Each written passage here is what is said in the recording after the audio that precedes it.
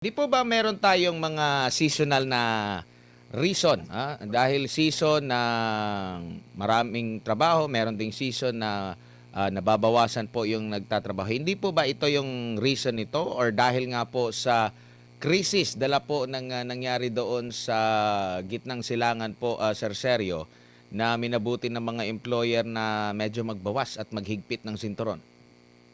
Alam mo naman kasi ang employment, produkto yan ng ika nga ng investment, no?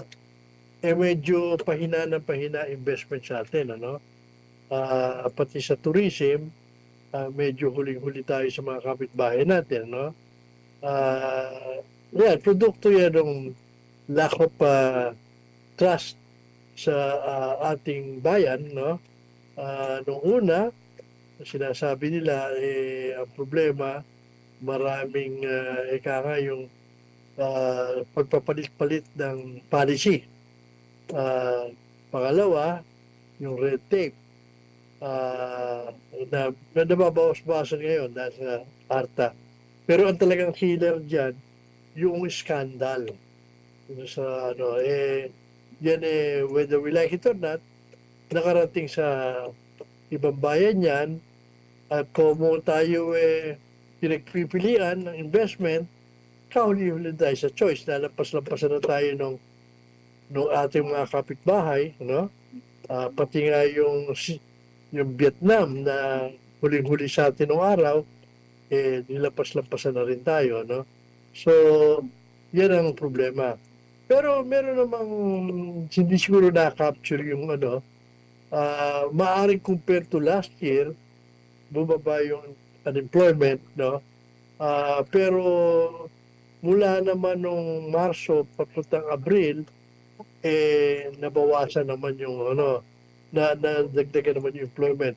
Kasi alam nyo, every year, 800,000 to 1 million nagkakaedad at saka mga graduate joining the job market. No? Nung maraming sagana tayo sa investment, na-address yan, yung employment nila. Pati nga nakakabawas pa nga tayo doon sa informal sector na yung mga farmers, fisher folks, mga market vendors, mga ambulatory vendors, yan, nalilipat sana yung iba sa formal sector. Pero ngayon, hindi na na-address yan, pati yung mga employment nung gumagraduate na bago, nagkakaedad, hindi na-address. Kaya bumagsak yung ano natin, yung employment natin. Opo. In terms of percentage, dito sa taon na to, parang tumataas ang content sa nakaraang buwan, no? Pero compared to last year, talaga medyo may bumaba talaga. Opo. Sir Sergio, curious lang po ako, yung mga employer po ba natin, ang mga nagiging employer sa bansa, nadadagdagan po ba or nababawasan or pantay lang, may nadadagdag, meron ding nababawas po? Alam mo, hindi masyado nakikita ng mga kababayan natin, yung mga empleyado natin nasa mga 52 million ngayon nasa labor market, no? 86% of that nasa informal sector. 84%. Yung 16% nandun sa formal sector, no?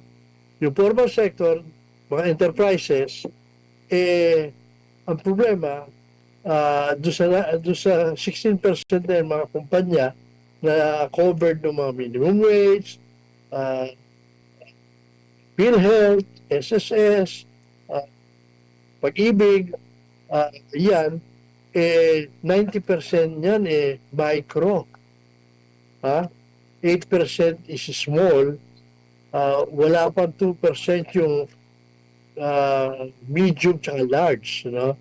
So talagang dati naman istorya ng micro na every year may mga pumapasok, may nagsasara. Ngayon marami nagsasara, walang pumapalit masyado.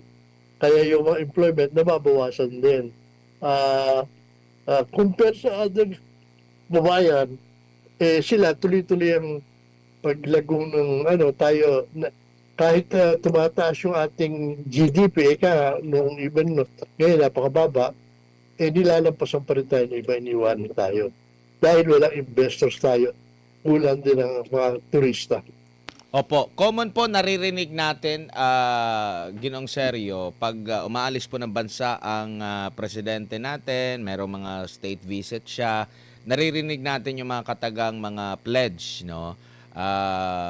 At yung pag-i-invest, no, yung halaga ng investment pledges. Sa karanasan nyo po, mga ilang taon po ba bago maisakatuparan yung mga klaseng ganyan? Yan po ba ay agad-agad or umaabot pa ba sa next administration bago maisakatupar o bago maging operational yan na dagdag talaga na hanapan ng trabaho ng ating mga kababayan po, Ginoong Sergio? Alam mo, dahil nga medyo nahuhuli tayo sa investment at saka sa nakakatulong yung ginagawa ng presidente na he goes out of his way to attract investment. Yung huling biyahe, halimbawa, na may mga kasama naman kaming siya private sector na sumasama doon, so yung sa Japan, I think the pledge was about $3.4 billion na investment. Yan ay hindi agad-agad. You're talking of 2 to 5 years bago yan. Ang estimated jobs yan, mga 10,000 jobs yata. At kung madadagdagan pa, magandang dating ng investment in the medium term yan, 2 to 5 years, dadami pa yan. Dumating din dito yung presidente ng Vietnam. Vietnam, no? Marami ring pinag-usapang pledges. Alam mo naman yung Vietnam, nilapas-lapasan tayo. They are saying na dapat yung trade natin na nasa $2 billion lang ngayon, parang pinag-uusapan palaguin hanggang $12 billion, no? Tall order yan, no? At masyadong malaki ang advantage sila sa trade sa atin, no? Positive sila sa atin, tayo naghahabol. So hopefully, kahit na hindi umabot sinasabing 10 or $12 billion in the next few years, sana man lang maiangat natin yung trade natin at makabawi tayo sa talo natin sa Vietnam. Marami ring employment na magagawa yan. Opo, at meron din po ba ng mga pledges na talagang hindi rin natutuloy maliban dun sa nabanggit niyo pong possible 2 to 5 years bago maisakatuparan?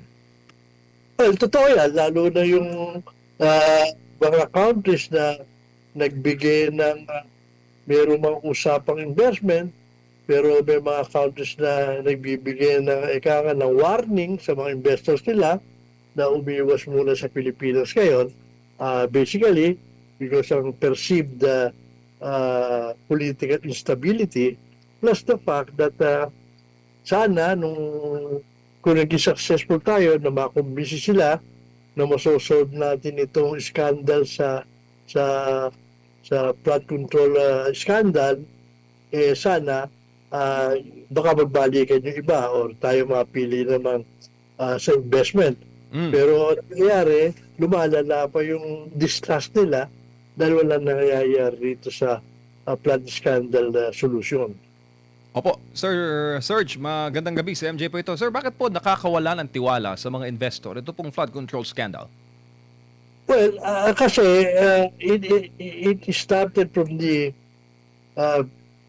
biggest corrupt budget na sinasabi lang noong 2025, no?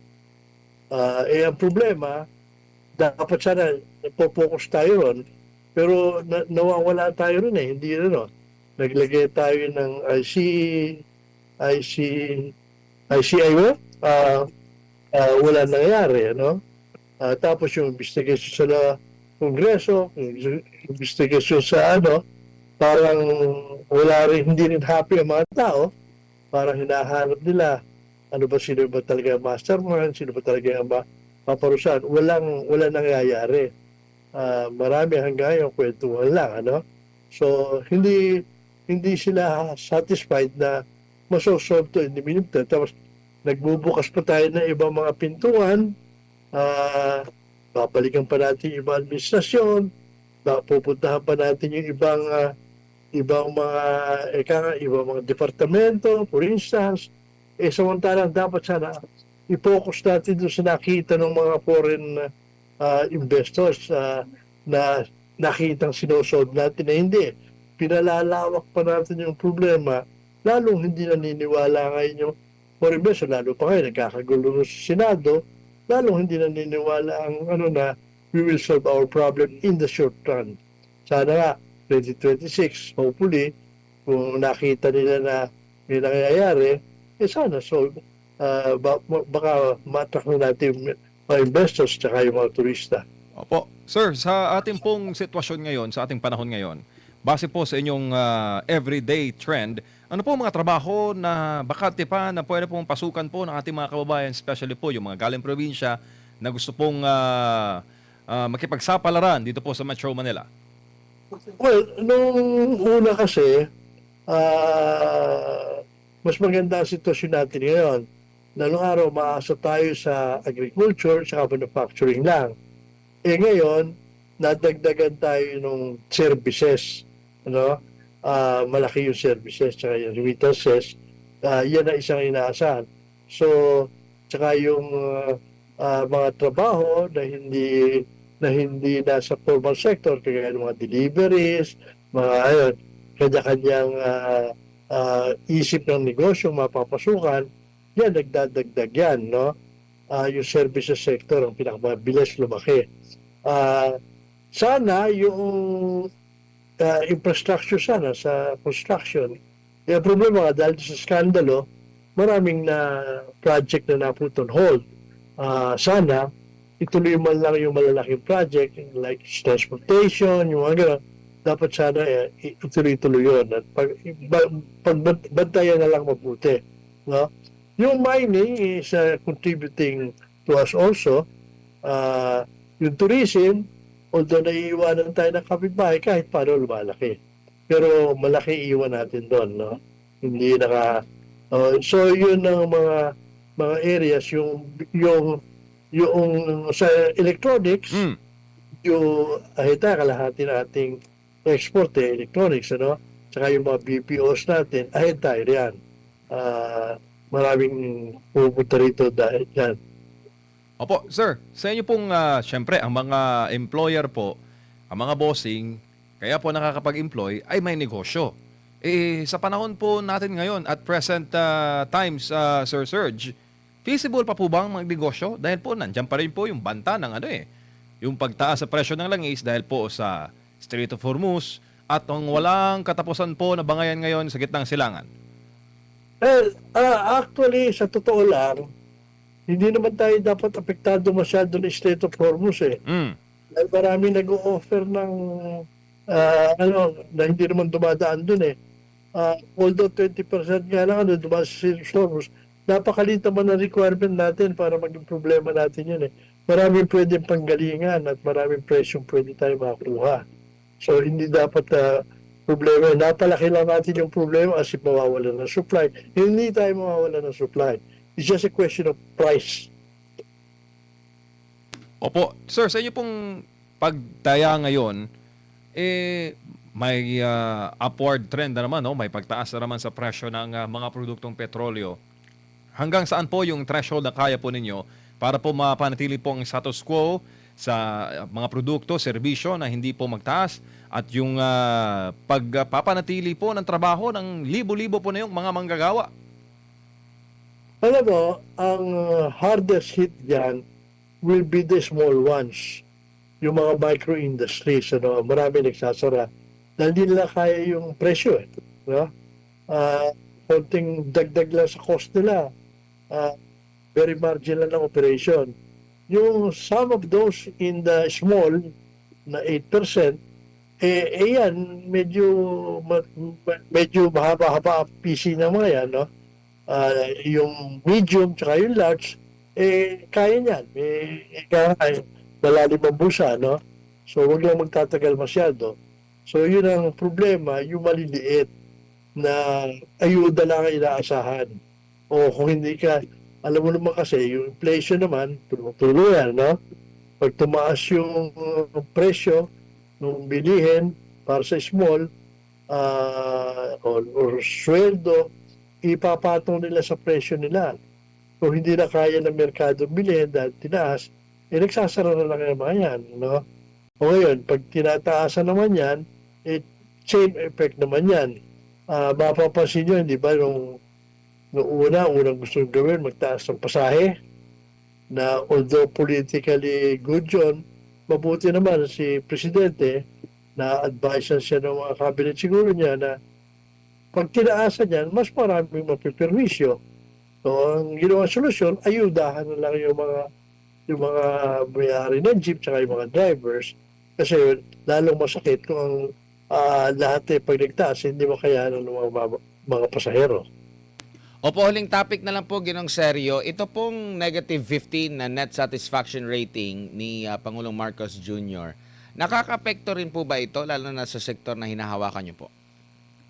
Well, actually naman, some of those survey, you have to take a grain of salt depende kung sino nagpa-survey ko minsan, depende rin kung ano, marami namang house sharing survey, hindi malaman kung sino nagsasurvey.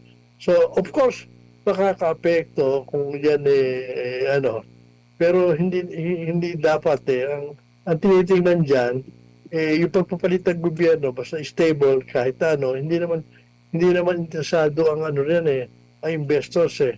Ang importante riyan yung stability ng gobyerno.